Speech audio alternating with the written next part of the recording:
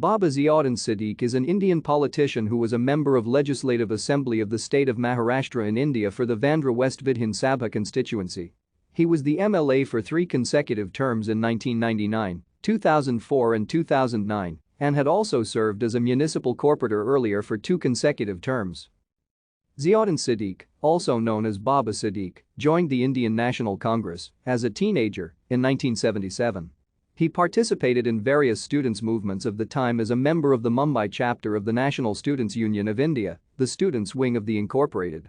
He went on to become the General Secretary of the Bandra Taluka of the Bandra Youth Congress in 1980 and was elected its president within the next 2 years. In 1988, he became president of the Mumbai Youth Congress. 4 years later he was elected a municipal councillor in the Mumbai Municipal Corporation and was re-elected to the position 5 years later. He became an MLA in 1999 from the Bandra West Assembly constituency. Thank you for watching.